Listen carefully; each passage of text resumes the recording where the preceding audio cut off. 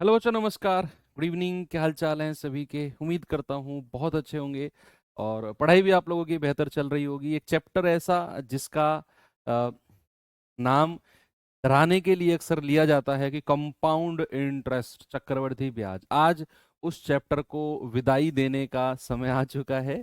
तो आज इस चैप्टर की फेयरवेल करते हैं। होता है ना, जब आप कॉलेज छोड़ देते हो, स्कूल छोड़ते हो, तो फेयरवेल होती है ना। तो आज इस चैप्टर की फेयरवेल करते हैं, यानी कि कुछ मिसलेनियस क्वेश्चंस मैं आपको करा देता हूं। उससे पहले एक टाइप का सवाल है वो करके, और फिर मिसलेनियस 5-7 क्वेश्चंस, और फिर इस चैप्टर को हम टाटा बाय बाय कर देते हैं। और कल का दिन जो है उसमें हम लोग पढ़ेंगे अपना इंस्टॉलमेंट के क्वेश्चंस। ठीक है, SI CI दोनों के इंस्टॉलमेंट कल हम पढ़ने वाले हैं। तो आप लोग पढ़ते रहो, क्योंकि ये चैप्टर में हमने बहुत सारा टाइम लिया है। 9 क्लासेस बहुत होती हैं एक कंपाउंड इंटरेस्ट जैसे चैप्टर को ख़त्म करने के लिए, और बहुत डिटेल में ख़त्म करने के लिए। नहीं तो अक्सर 3 क्लासेस में ये ख़त्म हो जाता है। 6 क्लास हमने फिर भी इसमें फालतू कराई, क्योंकि ये चैप्टर में अब दोबारा आपको टेंशन लेने की और डरने की ज़रूरत नहीं है। आने वाले आपकी जो छोटे भाई बहन हैं जो तैयारी करेंगे आगे चल के, उनको भी एटलीस्ट आप ये कह सको कि आसान है ना। उनको भी कह सको आप। चलिए शुरू करते हैं बच्चे अपनी क्लास। और कल का एक आई थिंक ये होमवर्क है, जल्दी से इसका आंसर आप मुझे बताओ और फिर हम अपना आगे बढ़ते हैं। धो दिया सर चक्रवर्ती ब्याज को।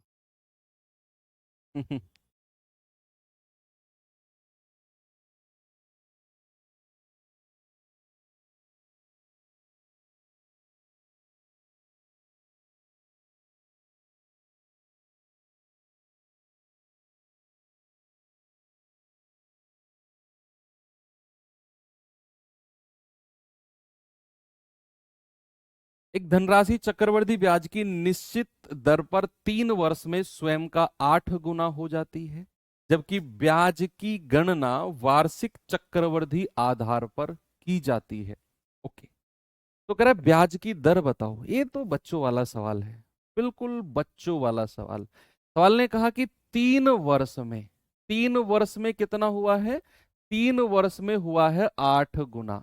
3 वर्ष में 8 गुना। और मैंने आपसे बोला जितना गुना होता है वही मल्टीप्लाइंग फैक्टर होता है। तो 3 वर्ष का मल्टीप्लाइंग फैक्टर कितना हो गया? 3 वर्ष का मल्टीप्लाइंग फैक्टर 8। और 8 को तो हम 2 का क्यूब कह सकते हैं। तो बच्चे 1 साल का मल्टीप्लाइंग फैक्टर कितना हो जाएगा? 2। और 2 को 1/2 कह लो। तो यहां से ब्याज कितना मिला है? 1 का। तो रेट ऑफ इंटरेस्ट कितना आएगा? 1/1 × 100। आप कहेंगे सर 100% ब्याज की दर है। ऑप्शन नंबर बी हमारा बिल्कुल सही जवाब है। ठीक है, ओके। चलो अब चलते हैं आज आगे, और एक लास्ट टाइप बचा हुआ है। इसके बाद फिर 2 4 5 सवाल मिसलेनियस एज अ फेयरवेल कर लेंगे इस चैप्टर की। चलो करते हैं स्टार्ट अपना अगला सवाल इस टाइप का। सवाल है, कृष्णा ने 25,000 की राशि 2 भागों में निवेशित की। उसे पहले भाग पर 11% वार्षिक ब्याज मिला, और दूसरे भाग 11% वार्षिक सिंपल इंटरेस्ट, और दूसरे भाग पर वार्षिक रूप से चक्रवृद्धि होने वाला 10% CI मिला, चक्रवृद्धि ब्याज मिला।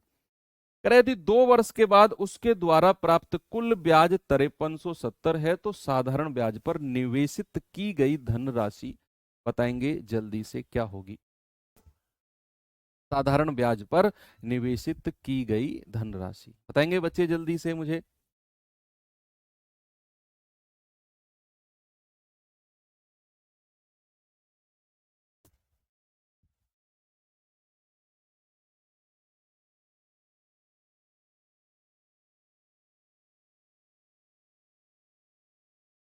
बताओ जल्दी से।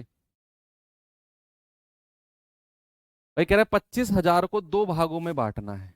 25,000 को आप इसको ऐसे कर सकते हो, आप इसको ना आप एलिगेशन मेथड लगा सकते हो। इसमें ना एलिगेशन मेथड लग जाएगा बच्चे, थोड़ा सा ध्यान रखना पड़ेगा बस। कि 25,000 को दो भागों में बांटा है, एक भाग को ए मान लेते हैं, दूसरे को बी। जो पहला भाग है उस पर रेट 11% है, जो दूसरा भाग है उस पर रेट कितना है, उस पर रेट 10% है। डिफरेंस क्या है, ये सी आई है और ये क्या है, ये एस आई है। और समय यहां कितना है, यहां भी 2 साल है, और यहां समय कितना है, यहां भी 2 साल का समय है। और कह रहा 2 साल बाद उसे टोटल जो ब्याज मिला है ना वो 5370 है। 2 साल बाद, 2 साल बाद उसे टोटल जो ब्याज मिला है वो 5370 है। तो आप ऐसा कर सकते हो कि इसमें भाई ये साधारण ब्याज है, 2 साल का कितना हो जाएगा, 22%। 22%, ये 10% के हिसाब से 2 साल का चक्रवृद्धि कितना होगा, 21%। यहां से 22% मिला, यहां से 21% मिला। और सवाल कह रहा है कि 2 साल में उसे जो टोटल ब्याज मिला है ना, जो टोटल ब्याज मिला है वो 5370 रुपए है। 5370 रुपए है वो 2 साल में। तो क्या मैं ये कह सकता हूं बच्चे कि 22% ऑफ ए, बिना एलिगेशन के कराता हूं, 22% of A plus plus 21% of B बराबर किसके हो जाएगा, 5370 के। क्या बात सही है भाई, 2 साल का यहां से 22% मिलेगा, यहां से 21%। तो 22% of A plus 21% of B बराबर 5370, 2 साल का ब्याज है। और हमें एक बात और बहुत अच्छे तरीके से पता है कि ये 25,000 जो है बच्चे, ये ए प्लस बी की वैल्यू है। ए प्लस बी बराबर 25,000। हमको क्या चाहिए, हमको चाहिए साधारण ब्याज पर निवेश की गई धनराशि, यानी कि हमको ए का मान चाहिए। अगर हमको ए का मान चाहिए तो फिर हमें बी को एलिमिनेट करना पड़ेगा, बी को हटाना पड़ेगा। तो ऊपर 21% ऑफ बी है, नीचे भी आप क्या करो, दोनों तरफ 21% से गुणा कर दो, यहां भी 21% और यहां भी 21%। ठीक है, तो ये कितना हो जाएगा, 21% of A plus 21% of B बराबर 25,000 का 21% निकाल दो। 25,000 का 21% निकाल दो, ये हो जाएगा 0, 21 पंजे 105, 21 दूनी 42 और 10 52। अब आप क्या करो बच्चे, ऊपर वाले में से नीचे वाला माइनस कर दो। तो 21% of B, 21% of B cancel हो जाएगा, 22% में से 21% बचेगा, 1% ए। 5370 में से आप 5250 माइनस कर दो। 5250 कितना जाएगा, ये जाएगा 50 7 5 12, 120। ठीक है, तो भैया 1% का मतलब 1/100, तो ए का मान कितना हो जाएगा, 120 गुणा 100, यानी कि 12,000। तो साधारण ब्याज पर धनराशि कितनी है, 12,000। ठीक है, आपसे बोला था उसने कि 11% एसआई है, 2 साल का 22% सिंपल इंटरेस्ट हो जाएगा, 10% चक्रवृद्धि ब्याज है, 2 साल का 21% हो जाएगा।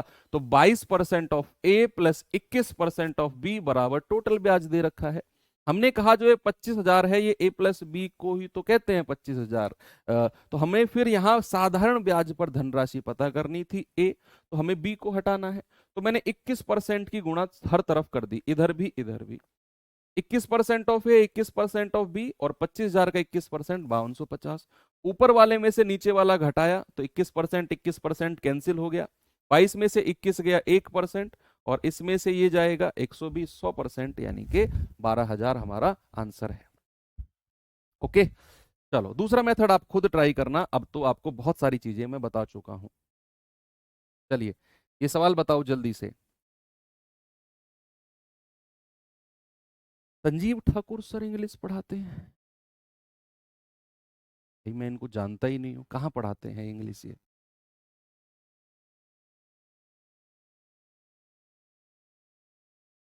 किस्त वाले सवाल नहीं कराए सर आपने?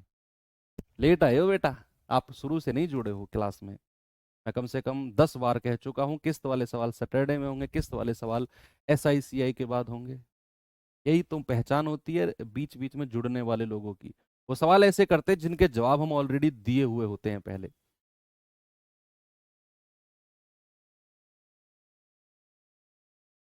कह रहे एक व्यक्ति कुल 12,050 को दो भागों में बांटता है।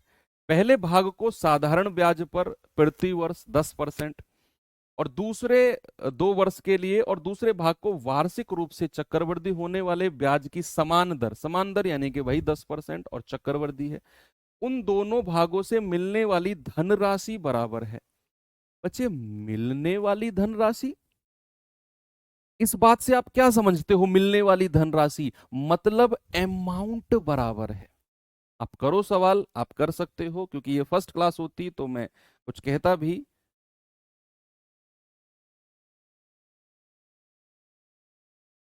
क्या कर सकते हैं इसमें? भाई 12,050 को दो भागों में बांटा है, एक भाग ए है और एक भाग बी है।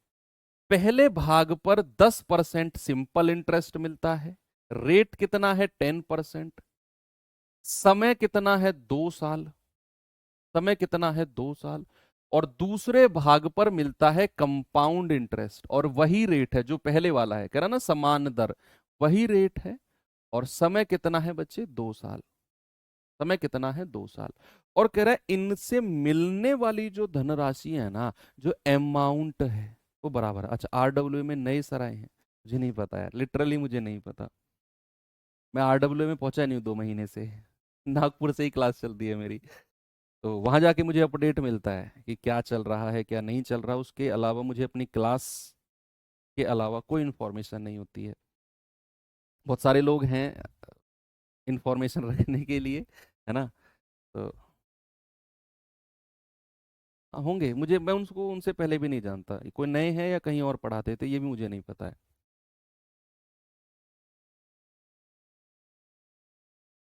मैं आपको सच बताऊं, मुझे मैं यूट्यूब पर देखता ही नहीं हूँ किसी को, मुझे टाइम ही नहीं है। मैं आपको लिटरली सच बताऊं, अभी जब आप जॉब लग जाओगे ना, आपको समझ में आएगी मेरी फीलिंग, मैं क्या कहना चाह रहा हूँ। टाइम ही नहीं मिलता है किसी और को देखने का कि क्या चल रहा है यूट्यूब पर, कौन मार्केट में नया चल रहा है, मार्केट में किस किस का झगड़ा चल रहा है, मार्केट में क्या। अब बिल्कुल भी टाइम नहीं है। अब शेड्यूल आप जानते हैं मेरा, मैं कई बार आपको बता चुका हूँ।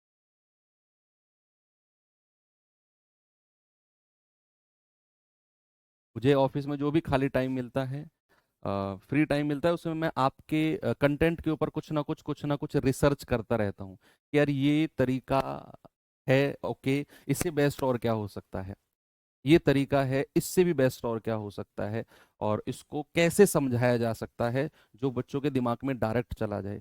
उस खाली टाइम में यही खुराफाती मेरे दिमाग में चलती रहती है बस। देखो भाई, साधारण ब्याज है 2 साल का, कितना हो जाएगा? 20%। भाई 10 × 2। अमाउंट कितना होगा? अमाउंट हो जाएगा सर 120%। और किसका? मूलधन का। यहां ब्याज कितना होगा? कंपाउंड है तो 10% के हिसाब से 2 साल का 21%। अमाउंट कितना होगा बच्चे? अमाउंट हो जाएगा 121%। 121% ऑफ बी। अब सवाल ने क्या बोला? सवाल ने बोला कि उनसे मिलने वाली जो धनराशि है ना, उनसे मिलने वाली जो धनराशि है वो बराबर है। तो क्या मैं अमाउंट को बराबर कर सकता हूं? यस। यहां से ए और बी का आप रेशियो बना लो।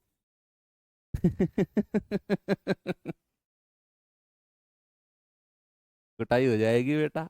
परसेंटेज से परसेंटेज हटा दो, तो ए और बी का रेशियो क्या होगा? ए के सामने 121 है और बी के सामने कितना है? 120।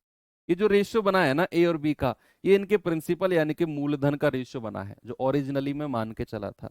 जोड़ के आप 12,050 के बराबर कर दो, चार, ये आ जाएगा 241 यूनिट का मान कितना है? 12,050। एक यूनिट का मान कितना होगा? 12,050/241। भाई 2 × 5 = 10, पूरा 5 बार कट जाएगा, 50 बार जाएगा एक यूनिट का मान। तो आपसे क्या कह रहा है? चक्रवृद्धि ब्याज पर निवेश की गई धनराशि बी का मान आपसे पूछा है। 120 × 50, 12 × 5 = 60, 6,000।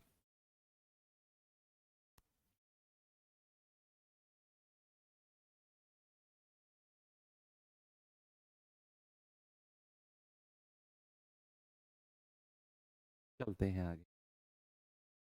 Next question. करेंगे बच्चे इसे, और क्या है इसमें जरा देखते हैं।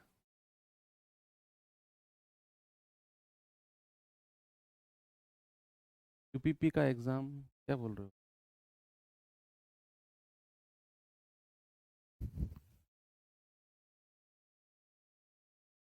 एग्जाम है 29 से, स्टार्ट हो जाएंगी 7। ठीक है, कोई दिक्कत नहीं है, तो क्लास स्टार्ट हो जाएंगे, आप क्यों परेशान हो रहे हो?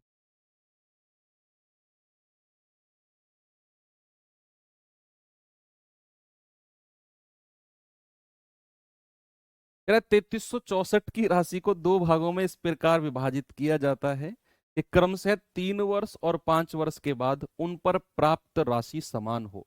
प्राप्त राशि समान हो, इसका मतलब क्या है? अमाउंट बराबर है। कह रहा जबकि ब्याज की दर 5% है जो वार्षिक रूप से संयोजित होती है, तो दोनों भागों के बीच डिफरेंस कितना है?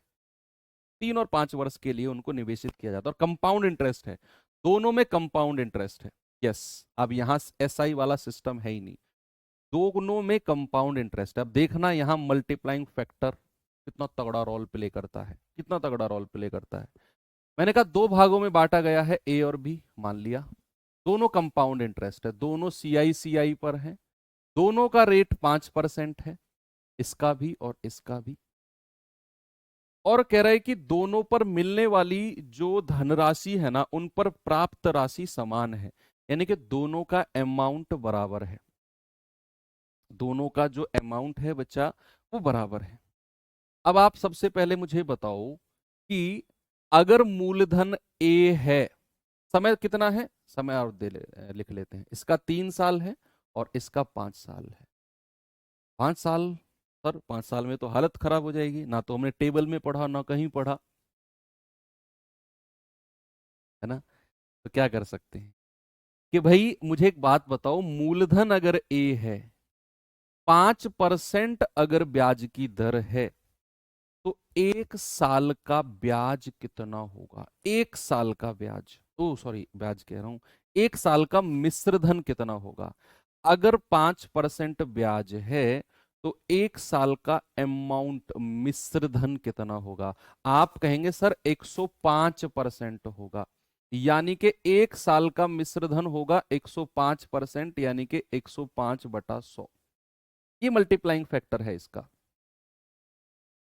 1 साल में धनराशि कितनी हो जाएगी? 105/100। और भैया साल कितनी है? 3, तो जितनी साल है उतनी पावर लग जाएंगी। भाई ये 1 साल का मल्टीप्लाइंग फैक्टर है 105/100, 1 साल का। 3 साल का कितना हो जाएगा? 3 बार गुणा कर दो आप सर, ये हमें 3 साल का अमाउंट मिल गया, मिश्र धन मिल गया। ऐसे ही यहां प्रिंसिपल कितना है? बी, और यहां 1 साल का अमाउंट कितना होगा सर? 105/100, 1 साल का।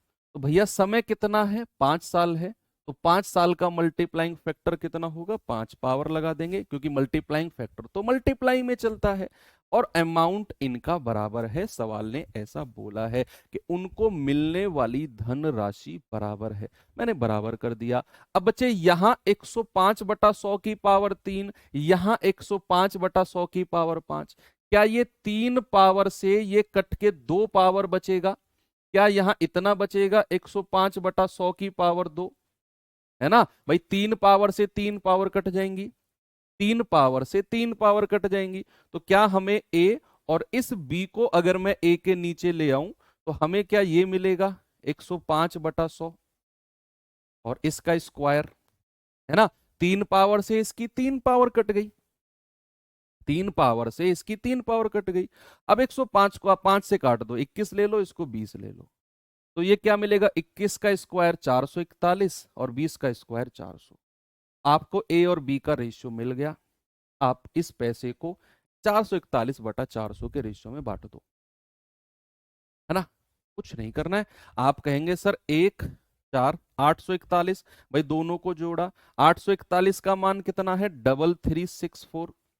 1 यूनिट का मान कितना है? 3364/841, है ना? तो ये कितनी बार कटेगा? यूनिट डिजिट चेक कर लो, पूरा 4 बार कटेगा, 1 चौके 4 है। आपसे क्या पूछा है? जब ब्याज की दर 5% वर्ष हो तो जो वार्षिक रूप से संयोजित होते हैं दोनों भागों के बीच अंतर, डिफरेंस इन दोनों का बीच कितना है? डिफरेंस कितना है? 41 यूनिट का।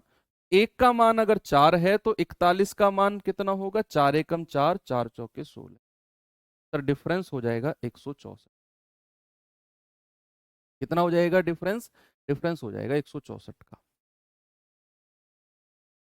ठीक है, कुछ भी नहीं था, अमाउंट बराबर किया है मैंने। ये 3 साल का ब्याज लेता है, 3 साल का ब्याज, तो 3 साल का अमाउंट पावर 3 हो जाएगा। ये 5 साल तक ब्याज लेता है तो 5 साल का अमाउंट पावर 5 हो जाएगा। इसकी 3 पावर इसकी 3 पावर से कटेंगी, इसके पास 2 पावर बचेंगी, 3 से 3 पावर कट गई, तो 2 पावर का मतलब है 21/20 की पावर 2, यानी कि 441/400। दोनों को जोड़ा 841 यूनिट का मान इतना, 1 यूनिट का मान 4, तो कह रहा है दोनों के बीच में डिफरेंस, डिफरेंस कितना है? 41 गुणा 4 यानी कि 164। Very good. अगले सवाल पे चलते हैं। ये सवाल देखिए जरा, करेंगे बच्चे इस सवाल को? क्या है इसमें?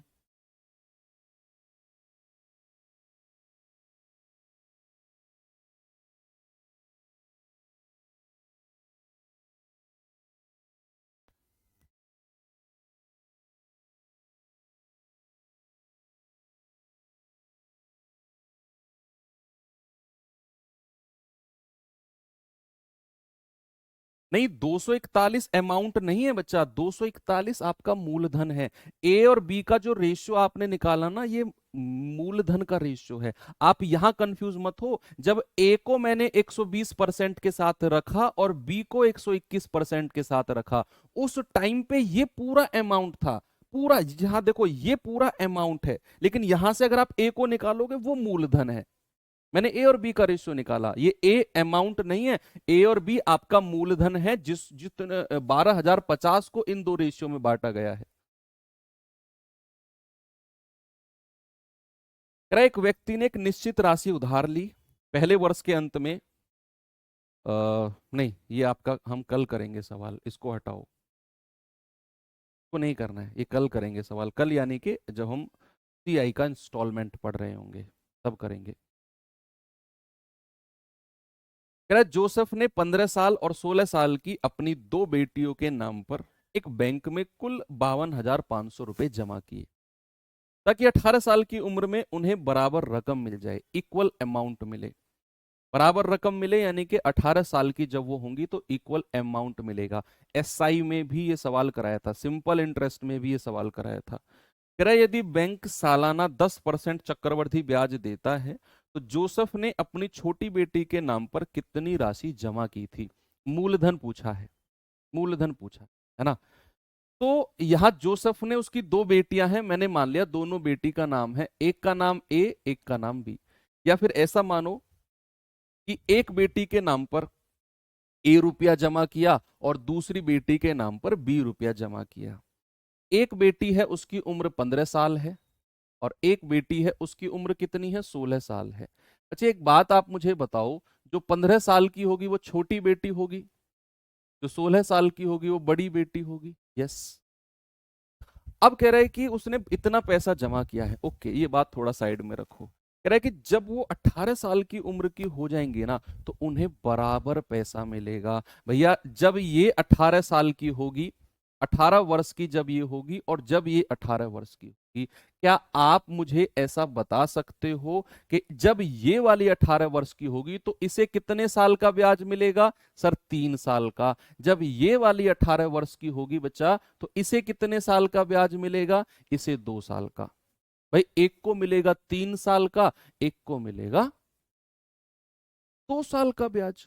ठीक है, कंपाउंड चल रहा है ब्याज, ब्याज हमारा कंपाउंड इंटरेस्ट एनुअली है, चक्रवृद्धि ब्याज चल रहा है। एसआई का क्वेश्चन ही, एसआई में भी सेम क्वेश्चन था। तो कह रहा है रेट ऑफ इंटरेस्ट दोनों केस में 10% है, इसका भी 10% और इसका भी रेट ऑफ इंटरेस्ट 10%। ठीक है भाई। अब कह रहा है जब वो 18 साल के हो जाएंगे तो उन्हें मिलने वाला जो पैसा है ना बराबर है, रकम इक्वल है, यानी कि उनका अमाउंट इक्वल है। बच्चे आप जरा मुझे बताओ कि अगर मैं इसका मूलधन ए मैंने रखा है, रेट ऑफ इंटरेस्ट 10% है, तो एक साल का मिश्र धन कितना होगा? सर 110%। भाई 1 साल का मिश्र धन कितना होगा, अमाउंट कितना होगा 1 साल का, 110/100। ये 1 साल का मल्टीप्लाइंग फैक्टर है ना। तो समय कितना है 3 साल, क्योंकि उसको 3 साल का ब्याज मिला। ऐसे ही बी, बी को 10% पर 1 साल का मिश्र धन कितना है 110/100। इसको कितने साल का, 2 साल का। तो क्या मैं ये कह सकता हूं कि इसकी 2 पावर से कटेंगी और यहां बचेगा कितना 110/100, 1 पावर बचेगी, 2 पावर से 2 पावर उड़ गई और बराबर हमने कर दिया। तो क्या मैं ये कह सकता हूं कि ए को अगर मैं बी के नीचे ले जाऊं, ए को मैं उधर ले गया बी के नीचे, तो 0 से 0 कट गया, ये बचा 11/10। भाई ए को मैं, बी इंडिपेंडेंट था ना, बी तो अकेला था, तो ए को मैं उसके साथ ले गया, उसको अकेला महसूस नहीं होना चाहिए। ए उधर चला गया B/A, तो यहां बचा है 11/10। और ये रेशियो आपके प्राइस का आ गया, जिस पैसे रेशियो में पैसा बटा है 52,500। इन दोनों को जोड़ोगे 11 और 10, 21 यूनिट का मान कितना है 52,500। तो बच्चे 1 यूनिट का मान कितना आएगा 52,500/21। 21 दूनी 42, 21 पंजे 105, 1 यूनिट का मान आ गया 25। आपसे क्या बोला है, छोटी बेटी के नाम पर, छोटी बेटी कौन सी है ए। 10 यूनिट का मान आपसे पूछा है, 10 यूनिट का मान कितना आएगा 2500 गुणा 10, यानी कि 25,000। ऑप्शन नंबर सी हमारा सही जवाब है। ठीक है, आगे चलते। तो कर लोगे आप, है ना, कर लेंगे ना इस सवाल को तो।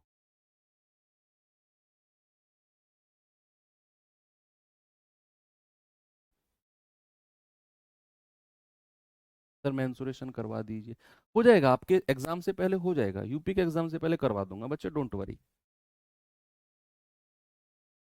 सवाल है, एक व्यक्ति अपने 2 पुत्र जिनकी आयु 12 वर्ष और 16 वर्ष है के खातों में 1,34,470 रुपए की धनराशि निवेश करता है कि 20% चक्रवृद्धि ब्याज की दर पर पुत्रों की 21 वर्ष की आयु में होने पर उन्हें समान मिश्र धन मिले। सेम क्वेश्चन है, डाटा चेंज है, सेम क्वेश्चन है, जल्दी से आंसर बताओ और आगे बढ़ो यार, आप तो प्रो लेवल के बन चुके हो इस चैप्टर में। आप तो प्रो लेवल के बन चुके हो।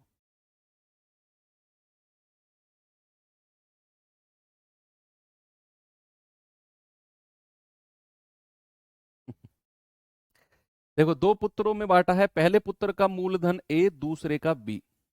ठीक है जी। दोनों का रेट ऑफ इंटरेस्ट कितना है 20% है, इसका भी 20% और इसका भी 20%। 20% कह रहा है, एक 12 वर्ष का है और एक कौन सा है, एक 16 वर्ष का है। उम्र, ये उम्र है, ये उम्र है, समय नहीं है, ये उम्र है।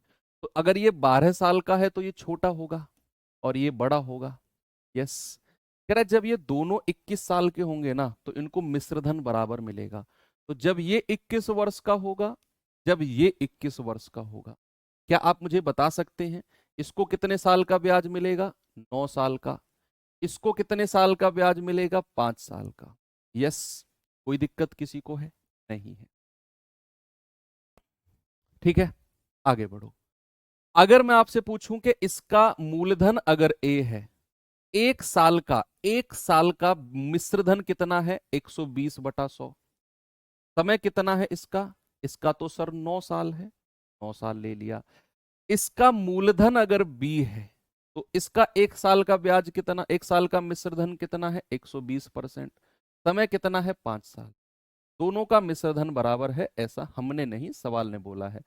इसकी 5 पावर इसकी 5 पावर से कटेंगी तो बचेगा कितना 120/100। 5 पावर से 5 पावर कट गई, 4 पावर बची है। अब ये बी अकेला रह गया, ए को ले जाओ उसकी तरफ। बी अकेला महसूस नहीं करना चाहिए, ए को ले जाओ, बी के नीचे आ जाएगा और ये हो जाएगा 20 छिक्के 120, 20 पंजे 100, यानी कि 6/5 और उसकी पावर 4। तो 6 की पावर 4 कितना होता है बच्चे, 6 की पावर 3 216, और उसकी पावर, उसको भी अगर हम 6 से मल्टीप्लाई करते हैं, 6 से, ये जाएगा 1296, 1296। और 5 की पावर 4 कितना होता है 625। आपको ये बी और ए जो है इस अनुपात में बांटना है, 1296 और 625। जल्दी से बता दो, जल्दी से आप बता दो मुझे इसका जवाब क्या होगा। बच्चे अगर आप इन दोनों को ऐड करते हो तो 6 और 5 11, 9 और 2 11 और 1 12, ठीक है, 6 और 2 8 और 1 9, ये आ गया 1921। और 1921 यूनिट का मान कितना है? 134470। एक यूनिट का मान कितना होगा? 134470 बटे 1921। भाई यूनिट डिजिट से काटना पड़ेगा, ऐसे तो लंबा जाएगा, है ना, एक बार तो नहीं जाएगा। 13,447 है, ये 1900 है, 7 बार चला जाएगा क्या? 7 बार चला जाएगा, क्योंकि मैं यहाँ 1 देख रहा हूँ, यहाँ 7 देख रहा हूँ, तो 7 बार चला जाएगा कि नहीं? चलो कर देते हैं 7 और ये लास्ट में 0, तो एक यूनिट का मान आ गया 70। एक यूनिट का मैं ऐसे ही करता हूँ, जब भी मैं एग्जाम में बैठता था तो मैं ये रिस्क लेता था। मैं पहले ऑप्शन देखता था, कोई डेसिमल वगैरह में तो नहीं है, और डेसिमल में नहीं है तो फिर मैं ये रिस्क लेता था भाई, कि यहाँ 1 है, यहाँ 7 है, सीधा 7 बार जाएगा। और ये रिस्क मैं सोच कर नहीं लेता था, 1 सेकंड ही समय लगता था मुझे ये रिस्क लेने में, 1 सेकंड का समय, तुरंत 7 बार काटो देखा जाएगा। ऑप्शन में डेसिमल नहीं है तो सीधा सीधा चीजें कट रही होंगी। एक यूनिट का मान 70, कह रहा छोटे बेटे का हिस्सा, छोटा बेटा यानी कि ए का हिस्सा नीचे वाला, तो 625 गुणा 70 कितना आएगा? 0, 7 पंजे 35, 3 7 दूनी 14 और 3 17, 1 7 छिंग 42 और 1 43, तो 43,750 ऑप्शन नंबर ए छोटे बेटे का हिस्सा आ गया है। अच्छे सवाल हैं ये सवाल अच्छे हैं, ये मीन्स लेवल के क्वेश्चन है।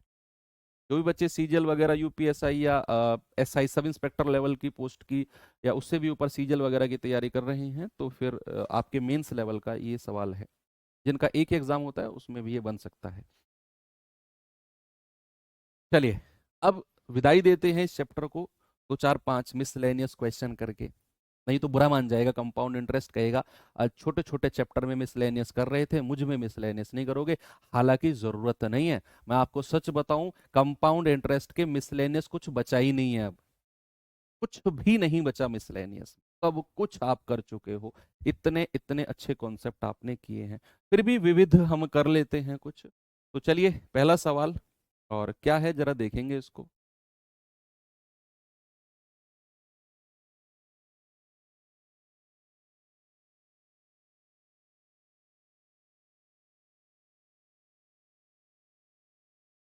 पास हो गया सर रिस्क आपका। रिस्क नहीं कह सकते बच्चे, इसके एक्सपीरियंस और प्रैक्टिस बोल सकते हो। हम भी ऐसे ही रिस्क लेंगे, नहीं उससे पहले बहुत प्रैक्टिस करनी पड़ेगी आपको।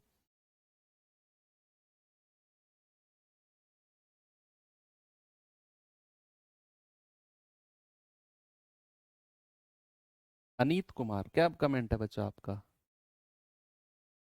देखो कह रहा है यदि वार्षिक रूप से संयोजित चक्रवृद्धि ब्याज की 44% की दर अर्धवार्षिक रूप से संयोजित चक्रवृद्धि ब्याज की x% की दर के समतुल्य है, x का मान कितना होगा? है ये तो बड़ा आसान सवाल है भाई। कह रहा वार्षिक रूप से संयोजित, यानी कि कोई रेट ऑफ इंटरेस्ट 44% एनुअली है, 44% वार्षिक है। कह रहा है कि एक दूसरा रेट बताओ जो अर्धवार्षिक हो, दूसरा रेट बताओ जो अर्धवार्षिक हो और 1 साल का ब्याज, और समय कितना है? समय है आपका 1 वर्ष। समय कितना दिया हुआ है? 1 वर्ष।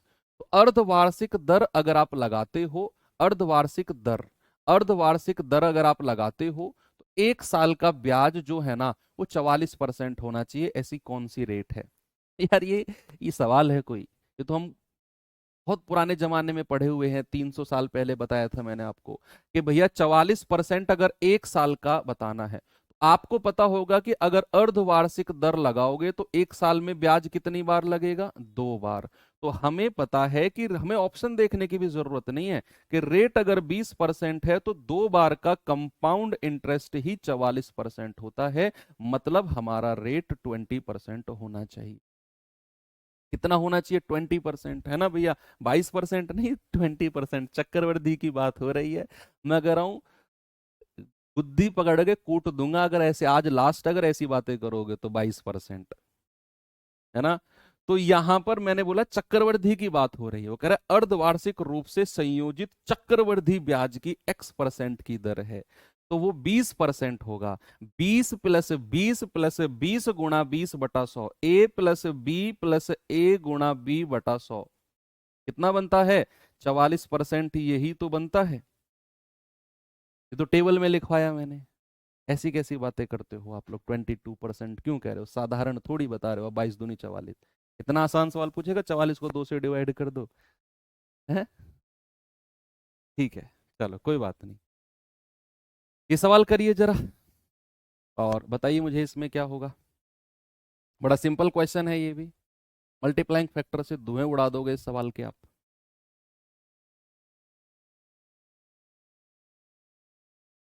आराम से पढ़ेंगे।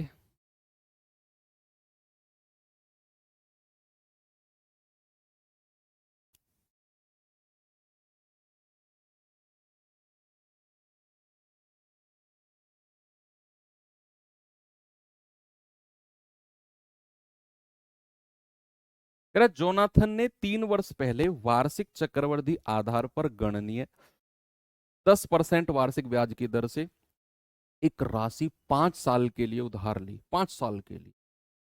इस अवधि के अंत में भुगतान की जाने वाली राशि 1,61,051 थी। हालांकि कोई पूर्व भुगतान दंड या पेमेंट पेनल्टी नहीं थी और जोनाथन को अभी कुछ बोनस भुगतान प्राप्त हुआ कहीं बाहर से, जिससे उसने अपना ऋण चुकाने का फैसला किया। जोनाथन को अभी कितना भुगतान करना होगा? सवाल अगर समझ में नहीं आया तो मैं समझाता हूँ, बिल्कुल लोकल और प्रैक्टिकल और देसी भाषा में समझाता हूँ। अब जोनाथन नाम के कोई भैया हैं, जोनाथन नाम के कोई भैया हैं, वो जॉब करते हैं कहीं, कहीं जॉब करते हैं। उन्होंने बैंक से लोन उठाया, उन्होंने बैंक से लोन उठाया। बैंक, अब सुनना मेरी बात, सामने देखो, कहाँ देख रहे हो भैया? Yes, green tea shirt, green तो मेरी है। हाँ, और कहाँ देख रहे हो तुम? जोनाथन भैया कहीं जॉब करते हैं, बैंक में गए और उन्हें कुछ लोन चाहिए था। उन्होंने लोन लिया, बैंक से बात हुई कि भैया लोन को मैं 5 साल बाद दूंगा, 5 साल के लिए मुझे चाहिए, 5 साल बाद दूंगा, चक्रवृद्धि ब्याज की दर रहेगी, ओके, कंपाउंडेड एनुअली है। और बैंक वालों ने कहा कि सर हमारा जो रेट चल रहा है ना, हमारी जो ब्याज की दर चल रही है वो 10% है। ठीक है, इतना हो गया हिसाब किताब। तो उसने, बैंक वालों ने कहा जितना हम आपको लोन दे रहे हैं ना, उस लोन को जब आप चुकाने आओगे, उस लोन को जब आप चुकाने आओगे, है ना, तो आपको 5 साल बाद इतना रुपया देना पड़ेगा, 1,61,051 रुपए। ये आपको 5 साल बाद देना पड़ेगा, 1,61,051 ये देना पड़ेगा 5 साल बाद। ये अमाउंट है 5 साल बाद की। जोनाथन ने कहा ठीक है भैया, दे देंगे। अब जोनाथन अपने पैसे को ले गया और कामकाज में लग गया। अब हुआ क्या कि 3 साल के बाद उसने बोला कि जोनाथन, हाँ एक चीज और उसने बोली कि अगर आप पहले पैसा पे कर देते हो ना तो प्री पेमेंट पेनल्टी कुछ नहीं होगी। 5 साल का आप बॉन्ड बना के जा रहे हो, अगर पहले आप पैसा लेके आ जाते हो, लो भैया पैसा पकड़ो और जितने दिन बाद दे रहा हूं उतने का ब्याज लो, तो हम कोई पेनल्टी नहीं लगाएंगे। इतना भी क्लियर है। अब हुआ क्या कि जोनाथन ने, जोनाथन को अभी कुछ बोनस प्राप्त हुआ, इसने उसने ऋण चुकाने का फैसला किया। हाँ, जोनाथन ने, हुआ क्या, जोनाथन को 3 साल बाद, जोनाथन को 3 साल बाद ना कुछ बोनस मिला कहीं से। 5 साल के लिए पैसा लिया था बैंक ने, लेकिन जोनाथन ने 3 साल बाद कहीं बोनस आ गया, भारी बोनस आ गया। तो जोनाथन उस पैसे को चुकाने पहुंच गया कि भैया हम, बैंक मैनेजर कहने लगा कि भैया ये तो 5 साल के लिए पैसा लेकर गए थे आप। जोनाथन ने कहा ओए बकवास मत कर, ये पकड़ पैसा अपना, 3 साल बाद ये मूलधन रहा और ये 3 साल का ब्याज, हिसाब चुकता कर। 5 साल के लिए वेट नहीं करेगा जोनाथन, जोनाथन ही कह दें, है ना। तो बैंक मैनेजर ने कहा ठीक है भैया, 3 साल का ब्याज दे दो और पैसा दे दो। तो आपसे यही पूछा है, आपसे पूछा है कि 3 साल बाद जोनाथन को कितना पैसा देना पड़ेगा। ये तो 5 साल बाद उसने देना था। स्टोरी समझ में आई? ये सवाल है, करने में कुछ भी नहीं है, स्टोरी सुनने में, सुनाने में मजा आया। ओके, अब इसमें आप दिमाग लगाओ, क्या इसमें कर सकते हैं। चलिए, आप सबसे पहले मुझे एक बात बताओ कि अगर रेट 10% है, अगर रेट 10% है, तो भैया मल्टीप्लाइंग फैक्टर कितना होगा। मल्टीप्लाइंग फैक्टर होगा सर 110/100, एक साल का। एक साल का मल्टीप्लाइंग फैक्टर कितना है, 110/100, यानी कि 11/10। ये एक साल का मल्टीप्लाइंग फैक्टर है। भाई रेट अगर 10% है तो एक साल में मल्टीप्लाइंग फैक्टर 11/10 है। ठीक है, अगर एक साल का मल्टीप्लाइंग फैक्टर 11/10 है, तो उसे 5 साल बाद इतना पैसा चुकाना है। 5 साल बाद इतना पैसा चुकाना है, 1,61,051। ये क्या है, ये 5 वर्ष का अमाउंट है। ये क्या है बच्चे, 5 वर्ष का अमाउंट, मिश्र धन है, अमाउंट है। तो अगर मैं 4 वर्ष का अमाउंट आपसे पूछूंगा, 4 वर्ष का अमाउंट, 4 वर्ष का अमाउंट, तो क्या मैं ये कह सकता हूं 1,61,051 गुणा 10/11। मैंने उल्टा कर दिया इसको, मैंने उल्टा कर दिया। भाई मुझे एक बात बताओ, कोई धनराशि 100 रुपया है, कोई धनराशि 100 रुपया है, और वो ना एक वर्ष में, एक वर्ष का मल्टीप्लाइंग फैक्टर 11/10 है, यानी कि रेट 10% है, ये मल्टीप्लाइंग फैक्टर है, और वो 110 हो गई, 110 हो गई। अगर मुझे वापस पता करना है कि वो पैसा था कितना मूलधन, तो क्या मैं 110 में इस मल्टीप्लाइंग फैक्टर का उल्टा 10/11 गुणा कर दूं। 11 धाम 110, 10 धाम 100, यानी कि वो 100 रुपया थे, वो 100 रुपया थे। क्या मैं ये कह सकता हूं। आप कहेंगे सर बिल्कुल कह सकते हो। कह सकता हूं कि नहीं। भाई मान लो कोई भी धनराशि है, कोई भी धनराशि, मूलधन मान लो 100 रुपया, मैंने कहा ये 100 रुपया है, और ये 100 रुपया आपका 2 साल में, 2 वर्ष में कितना हो गया, 121 रुपया हो गया, और रेट आपका 10% है। 2 साल में हुआ है, एक साल बाद और 2 साल बाद, तो मल्टीप्लाइंग फैक्टर इसका कितना हो गया, 11/10। मैं अगर कहूं कि एक साल बाद कितना रहा होगा, एक साल बाद, ये तो 2 साल बाद इतना है, तो एक साल के लिए आप 10/11 से गुणा कर दोगे, ये एक साल बाद पैसा इतना रहा होगा, एक साल बाद। और अगर हमें फिर मूलधन के पास जाना है, तो अगेन 10/11 से गुणा कर देंगे, हम कहां पे आ जाएंगे, मूलधन के पास आ जाएंगे। वापिस चल रहा हूं मैं, रिवर्स से चल रहा हूं, रिवर्स, रिवर्स से चल रहा हूं, है ना। तो अगर मेरे पास 4 साल का अमाउंट इतना है, और हमें पता है मल्टीप्लाइंग फैक्टर 11/10 है, तो भैया 4 साल का अमाउंट क्या 10/11 होगा कि नहीं। अगर मैं आपसे कहूं 3 वर्ष का अमाउंट कितना होगा, 3 वर्ष का अमाउंट, ये सबसे आसान तरीका बता रहा हूं इस सवाल को करने का, इससे आसान तरीका कहीं भी ढूंढ लेना, कहीं भी मार्केट में चले जाना, कहीं नहीं मिलेगा। 10/11, अगेन रिवर्स आ गए, और हमसे यही पूछा था 3 वर्ष का अमाउंट, कि जोनाथन को अभी कितना पैसा देना होगा 3 साल पहले अगर उसने पैसा लिया था, तो ये 3 साल का अमाउंट उसे देना होगा।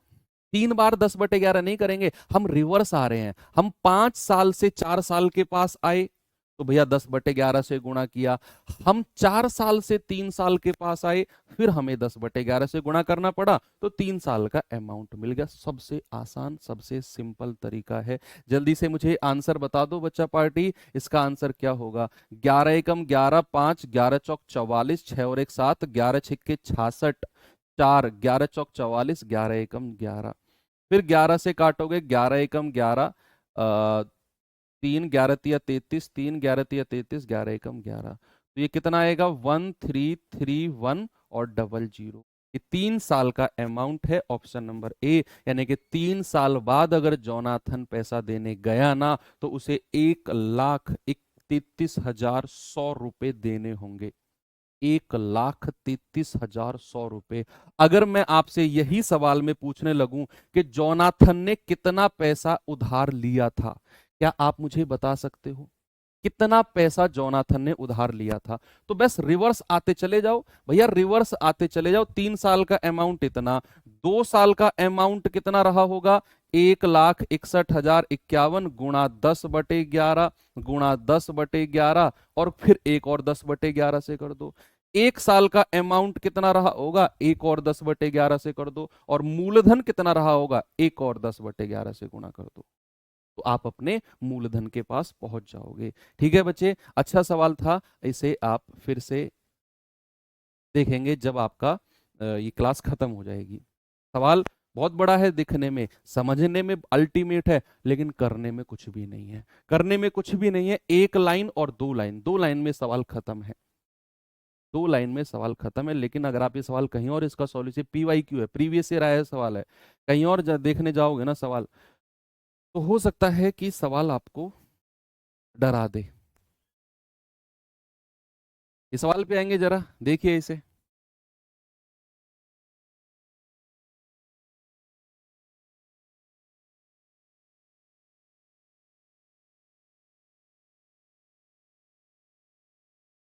कह रहे 20% प्रति वर्ष चक्रवृद्धि ब्याज की पेशकश करने वाली योजना ए में और 9% प्रति वर्ष साधारण ब्याज की पेशकश करने वाली योजना बी में 2 वर्ष के लिए निवेश की गई राशियों का अनुपात, 2 साल के लिए जो पैसा लगाया है ना, उसका रेशियो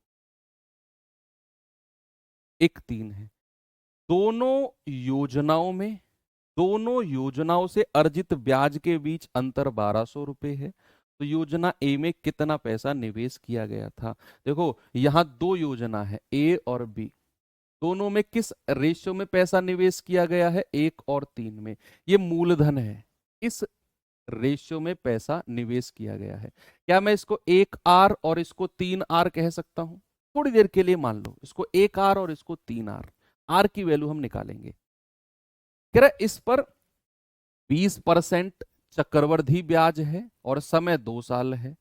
इस पर कितना है, 9% साधारण ब्याज है। कह रहे हैं ना 9% प्रति वर्ष साधारण ब्याज, इस पर 9% साधारण ब्याज है और इसका भी समय 2 साल है। कह रहे इनसे जो ब्याज मिला है ना, उसका डिफरेंस आपका 1200 रुपए है।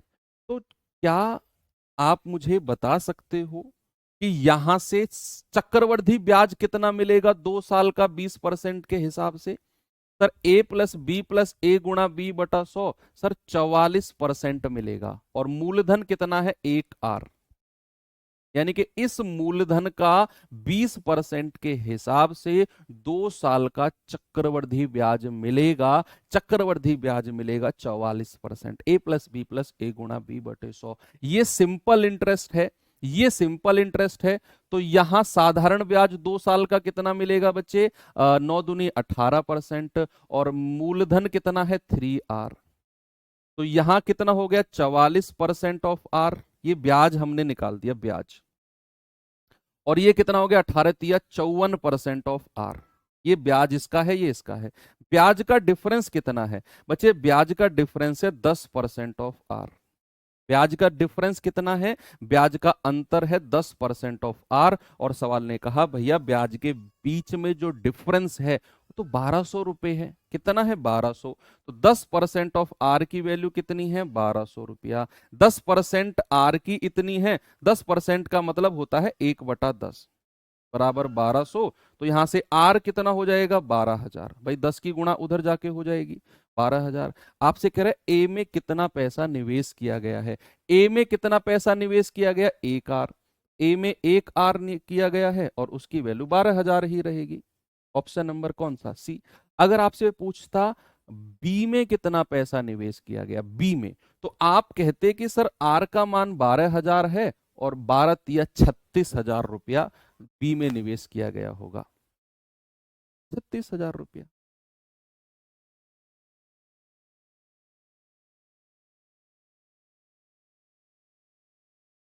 ठीक है, चलिए आगे चलते हैं। ये सवाल देखिए,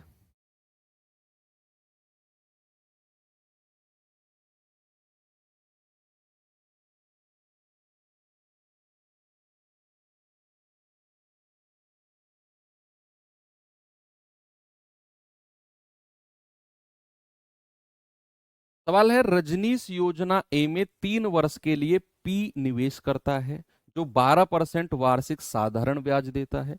वह योजना बी में 2 साल के लिए P+400 रुपए निवेश करता है जो कि 10% चक्रवृद्धि ब्याज देता है। कह रहा है योजना ए से प्राप्त राशि योजना बी से प्राप्त राशि से 304 रुपए कम है।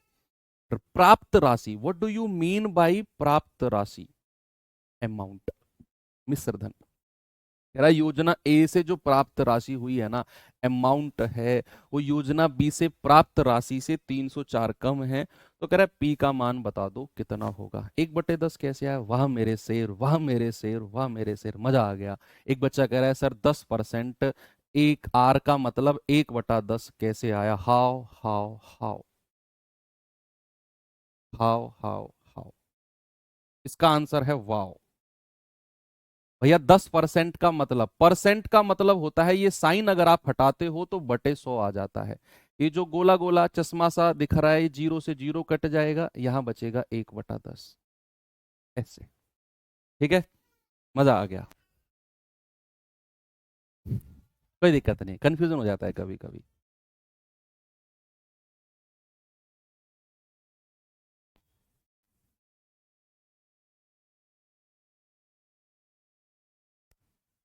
करो भाई सवाल को जल्दी से। हाउ और वाओ में अटके पड़े हो अभी।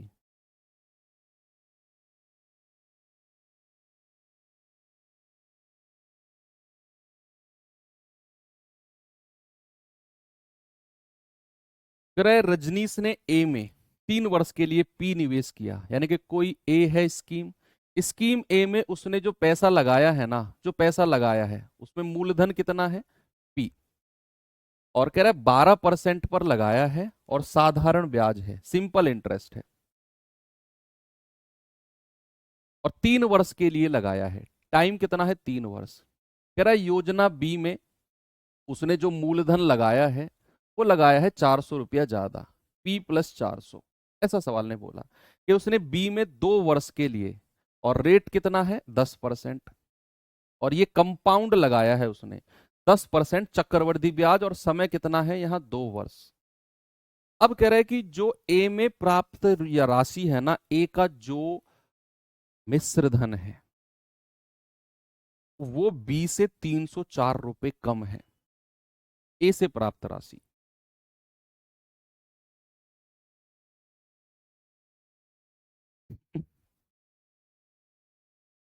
चलो ठीक है। तो भाई ये साधारण ब्याज 12% का, तो 3 साल का सिंपल इंटरेस्ट कितना होगा? 12% 1 साल का, तो 3 साल का 36%। अमाउंट कितना होगा बच्चा? अमाउंट होगा 136%। कितना होगा मेरे भाई? 136%। और किसका? मूलधन कितना है? पी। इधर आ जाओ, इधर आ जाओ। इधर चक्रवृद्धि ब्याज है, 10% का रेट है, 2 साल का कंपाउंड इंटरेस्ट कितना होता है? ए प्लस बी प्लस ए गुणा बी बटा 100, 21%। अमाउंट कितना होगा? 121% अमाउंट होगा, और किसका? मूलधन का, पी प्लस 400 का, है ना। और ये अमाउंट सवाल ने बोला है कि भैया पहले तो इसको थोड़ा सा आगे सॉल्व कर लो। इसको लिख दो 136% ऑफ पी, इसको अंदर लेकर जाओ, तो ये आएगा 121% ऑफ पी प्लस 400 का 121%, 400 का 121%, ये जाएगा 121% ऑफ पी प्लस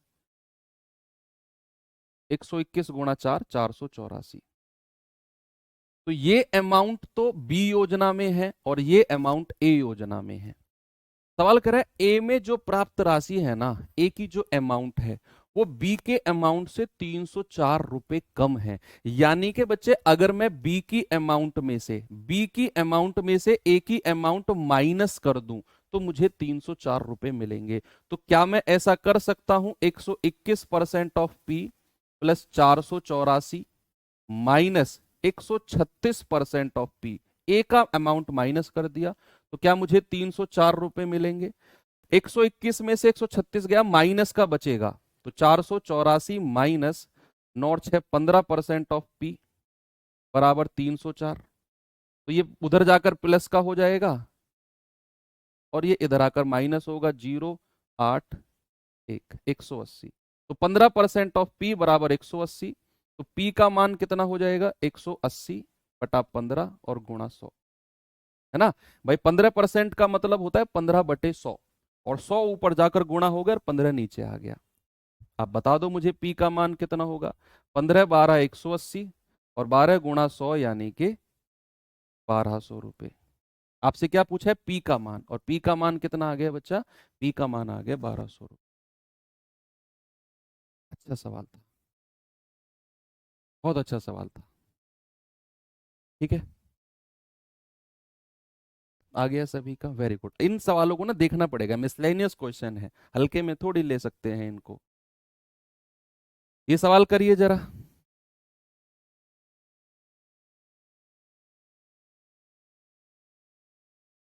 इसे करेंगे। कह रहे चक्रवर्ती ब्याज पर 5 वर्षों में 50% की वृद्धि होती है, 5 साल में 50% और चक्रवर्ती पर कोई व्यक्ति 3 अलग अलग राशि एक्स वाई और जेड को क्रम से 10 15 और 20 साल के लिए उधार देता है, तो जैसे कि वह अपनी समय पूरी अवधि पूरी होने पर समान राशि प्राप्त करता है। समान राशि यानी कि यहां भी अमाउंट इक्वल है। अब यहां पर ना हालत खराब हो सकती है, लेकिन करना नहीं है, बहुत आसान सवाल है। कह रहा है चक्रवृद्धि ब्याज पर 5 साल में 50% की वृद्धि होती है, 5 साल में, और बात चक्रवृद्धि कह रहा है, तो बताओ 10 साल 15 साल 20 साल, और 10 साल का चक्रवृद्धि ब्याज, 20 साल का चक्रवृद्धि ब्याज कैसे निकालेंगे सर? भैया उसने आपके लिए आसान की हुई हैं चीजें। कैसे? उसने बोला है, उसने बोला है कि चक्रवृद्धि ब्याज पर 5 साल में 50% की वृद्धि होती है, 5 साल में। तो फिर 10 साल में, अगर 5 साल में 50% लगा तो 10 साल में कितनी बार ब्याज लगेगा? 2 बार लगेगा। ये सवाल समझने वाला सवाल है बच्चे, ये सवाल थोड़ा सा समझने वाला सवाल है कि हमें 5 साल का रेट दिया हुआ है, 5 साल का ब्याज आप मानो कितना दिया हुआ है सर? 50%, और चक्रवृद्धि चल रहा है। तो जरा मुझे बताओ 10 वर्ष में ब्याज कितनी बार लगेगा? 10 वर्ष में ब्याज कितनी बार लगेगा? आप कहेंगे कि सर 10 वर्ष में ब्याज लगेगा हमारा 2 बार। 10 वर्ष में ब्याज 2 बार लगेगा, तो यानी कि यहां पर 10 वर्ष में ब्याज लगेगा 2 बार, है ना? 5 साल का अगर 50% है तो a प्लस बी प्लस ए गुणा बी बटा 100, 2 बार लगेगा। भैया 15 वर्ष में कितनी बार ब्याज लगेगा? 15 वर्ष में लगेगा सर 3 बार ब्याज। लगेगा कि नहीं भाई? अगर हर 5 साल में 50% लगता है चक्रवृद्धि, हर 5 साल में अगर 50% लगता है, तो 10 साल में 50%, 50% 2 बार लगेगा, 15 साल में 50%, 50%, 50% 3 बार लगेगा, और 20 साल में कितनी बार लगेगा? 20 वर्ष में लगेगा सर 4 बार। 50%, 50%, 50% और 50%। देखो कितना आसान बन गया। बोलते हैं ना कि सर 20-20 साल का भी पूछा जाता है ब्याज चक्रवृद्धि, ऐसे पूछा जाता है वो, है ना? इस तरीके से पूछा जाता है वो, जहां बच्चा देख के डर जाए और एग्जाम हॉल से बाहर आके कहे भाई साहब हमें तो 3-4 साल तक ही ब्याज पढ़ाया था, 15 साल का चक्रवृद्धि पूछा है। से पूछ, थोड़ा सा सोच के चलना पड़ता है। तो अब आप मुझे बताओ, वो कह रहा है कि इनसे मिलने वाली जो धनराशि है ना वो समान है, अमाउंट बराबर है। तो 10 साल के लिए उसने मूलधन एक्स लगाया है, 15 साल के लिए मूलधन वाई लगाया है, और 20 साल के लिए उसने मूलधन जेड लगाया है। ये मूलधन भी अलग अलग दे रखा है। अब यहां आप फॉर्मूला मत लगाना, आप फॉर्मूला मत लगाना, आप काम करना किससे? मैं क्या, मेरे यहां तक नाम आ गया, आपको फॉर्मूला नहीं लगाना, किससे जाना है? समझ गए? मल्टीप्लाइंग फैक्टर से, एमएफ से। आसान है सवाल कि बच्चे 50% का अगर मल्टीप्लाइंग फैक्टर मैं कहूंगा तो वो होता है सर 150/100, 1 साल का मल्टीप्लाइंग फैक्टर ये हो जाएगा 3/2। ये 1 साल का मल्टीप्लाइंग फैक्टर है, 1 साल का, 1 साल का मल्टीप्लाइंग फैक्टर 3/2। तो बच्चे x गुणा 2 बार का मल्टीप्लाइंग फैक्टर कितना होगा? 3/2 की पावर 2। ये 2 साल का मल्टीप्लाइंग फैक्टर है। ये y अगर मूलधन है, यहां 3 बार का मल्टीप्लाइंग फैक्टर बताना है तो पावर 3।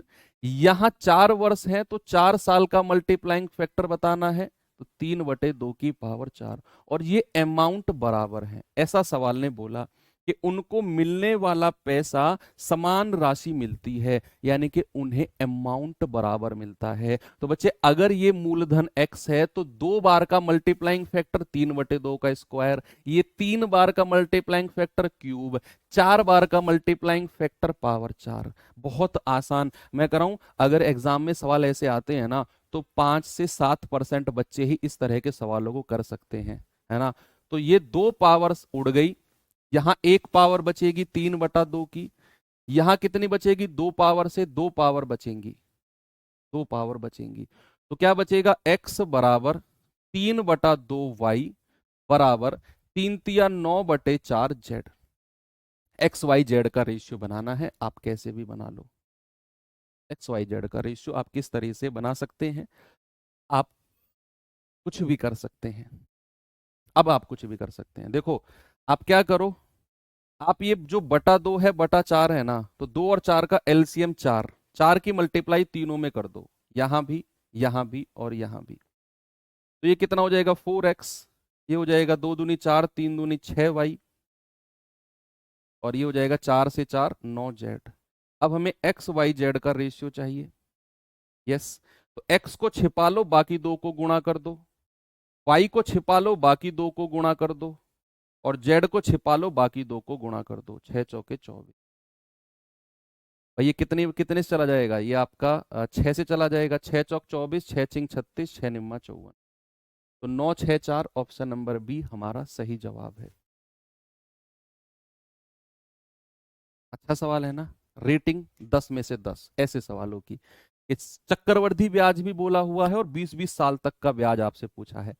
अब आपसे कोई पूछे ना कि चक्रवृद्धि ब्याज में क्या स्पेशल तुमने पढ़ा है, तो उससे बोलना 20 साल का चक्रवृद्धि ब्याज निकालना सीखा है, कैसे सीखा है, किस तरीके के सवालों में सीखा है, ये मत बताना उसको।